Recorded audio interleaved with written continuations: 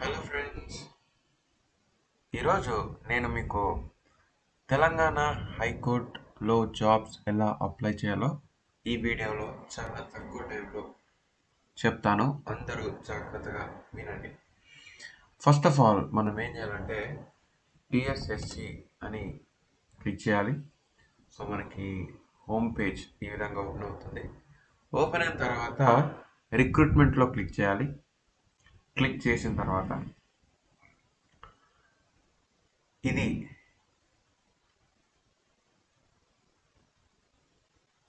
District కోర్ట్స్లో ఉండే పోస్టులు first link. Second link వచ్చేసి హైకోర్టులో ఉండే పోస్ట్. సో ఇప్పుడు ఫస్ట్ ఈరోజు మనం ఏం పోస్టులు ఉన్నాయి, ఏ పోస్ట్కి ఎవరు ఎలిజిబుల్ అనే విషయాల్ని చూద్దాం. ఫస్ట్ లింక్ని క్లిక్ చేయండి. మీకు ఇక్కడ ఏవైతే పోస్టులు ఉన్నాయో అవన్నీ కూడా ఇక్కడ పీడిఎఫ్స్ ఉన్నాయి. So first of all copyist గురించి మనం చూద్దాం. సో ఈ కాపీస్ట్ పొజిషన్కి మనకి బేసిక్ పే వచ్చేసి 22,900 టు 69,150 అనేది ఉంది. సో దీనికి లాస్ట్ డేట్ వచ్చి 31st ఈ నెల, అంటే జనవరి 31st అండి. తర్వాత కింద ఉన్నది అది ఆల్రెడీ అవుట్ సోర్సింగ్ ఎంప్లాయీస్ ఎవరైతే ఉన్నారో కాంట్రాక్ట్ ఎంప్లాయీస్ వాళ్ళకి ఆ 10th ఫిబ్రవరి నుంచి అప్లై చేసుకోవాలి. సో ఇక్కడికి వచ్చేసి ఎడ్యుకేషనల్ క్వాలిఫికేషన్స్ వచ్చేసి కాపీయిస్ట్కి ఇంటర్మీడియట్ ఉండాలి. అంతేకాకుండా హయ్యర్ గ్రేడ్ టైపింగ్ సర్టిఫికేట్ ఉండాలి. వాళ్ళే దీనికి ఎలిజిబుల్. ఎందుకంటే మస్ట్ హ్యావ్ అని అడుగుతున్నాడు కాబట్టి వాళ్ళే దీనికి ఎలిజిబుల్. అదేవిధంగా లోవర్ గ్రేడ్ టైపింగ్ సర్టిఫికేట్ ఉన్న వాళ్ళు కూడా దీన్ని అప్లై చేయవచ్చు.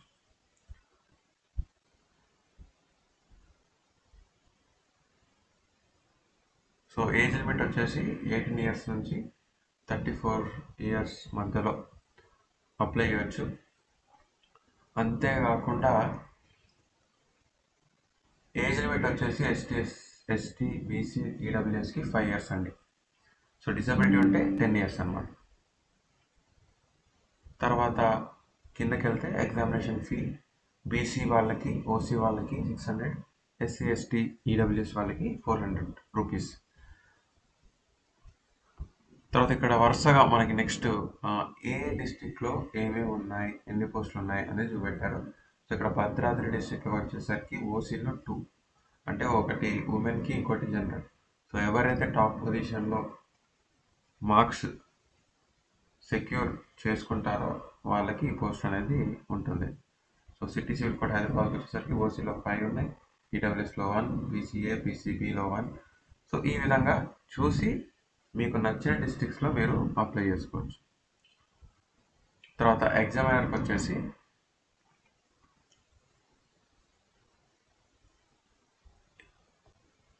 ఇక్కడ చూడండి, దీనికి కూడా ఇంటర్మీడియట్ ఉండాలి.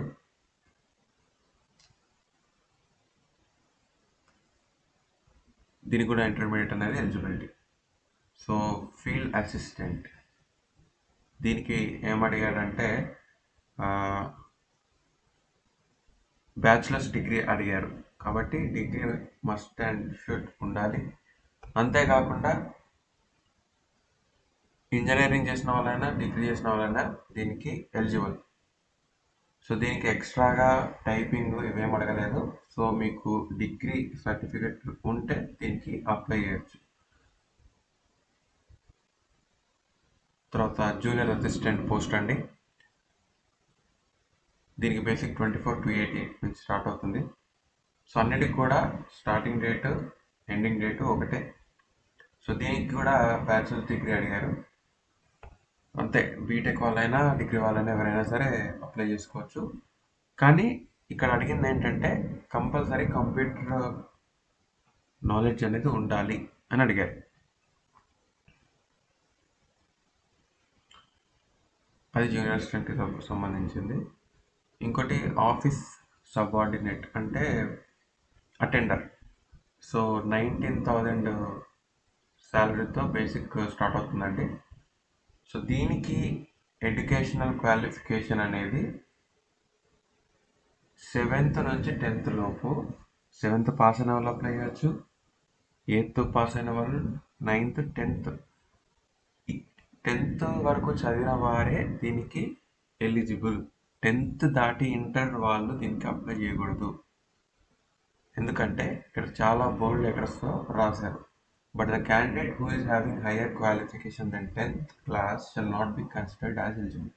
అంటే 10th తర్వాత ఇంటర్ మీరు చదివి డిగ్రీ చదివి కూడా దీనికి అప్లై చేస్తే మీరు దీనికి ఎలిజిబుల్ అవ్వరు. సో ఇది అప్లై చేసేటప్పుడు ఎవరైతే 7th నుంచి 10th లోపు వరకే ఎడ్యుకేషనల్ క్వాలిఫికేషన్ ఉండుంటే వాళ్ళు మాత్రమే దీనికి అప్లై చేయాలి. ఇది అప్లై చేసేటప్పుడు అప్లికేషన్ ఫామ్లో మీకున్న ప్రొఫెషనల్ స్కిల్స్ లైక్ మీకు వంట వండడం వస్తే కుకింగ్ అని, లేకపోతే కార్పెంటరీ పని వస్తే వడ్రంగి పని వస్తే వడ్రంగి వచ్చని, ప్లంబింగ్ వర్క్ ఉంటే ప్లంబింగ్ వర్క్ వచ్చని, ఎలక్ట్రికల్ పెయింటింగ్ దానికి సంబంధించినటువంటి వాటిని మీరు అక్కడ యాడ్ చేసుకోవాలండి.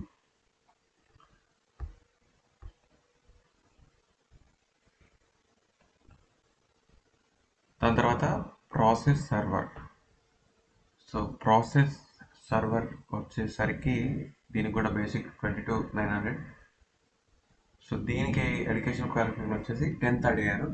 ఇంకా 10th తప్పితే ఇంకేం లేదు. ఇంకా ప్రొఫెషనల్ స్కిల్స్ ఓఎస్కి చెప్పినట్టుగా మీకున్న స్కిల్స్ని మీరు యాడ్ చేసుకోవచ్చండి. తర్వాత రికార్డ్ అసిస్టెంట్. ఈ పోస్ట్లో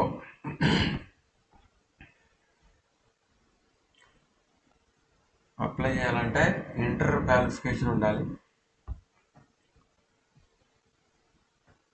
తర్వాత స్టెనోగ్రాఫర్ గ్రేడ్ 3. సో దీనికి బేసిక్ అనేది ఎక్కువ అండి, 32,810 నుంచి స్టార్ట్ అవుతుంది.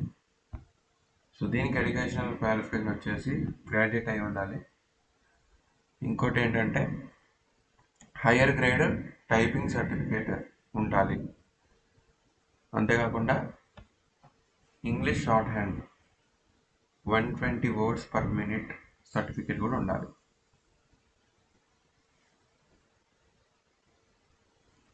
కంప్యూటర్ మీద కూడా నాలెడ్జ్ ఉండాలి అనేసి వీళ్ళు అడుగుతున్నారు. ఇది స్టెనోగ్రాఫర్ గ్రేడ్ 3 గురించి. నెక్స్ట్ టైపిస్ట్ అండి. టైపిస్ట్కి, ఫీల్డ్ అసిస్టెంట్కి, జూనియర్ అసిస్టెంట్కి సేమ్ బేసిక్ పే ఉంది. దీనికి కూడా బ్యాచిలర్స్ డిగ్రీ అడిగారు. దీనికి కంపల్సరీ హయ్యర్ గ్రేడ్ సర్టిఫికేట్ ఉండాలి. కంప్యూటర్ ఆపరేషన్లో ఆపరేట్ చేసే నాలెడ్జ్ కూడా ఉండాలి. సో ఇదండి ఈ పోస్ట్లో గురించినటువంటి ఒక షార్ట్ సమరీ. ఇంకా మీకు ఏమైనా డౌట్స్ ఉంటే కామెంట్స్లో మీ డౌట్స్ని అడగవచ్చు. So thank you.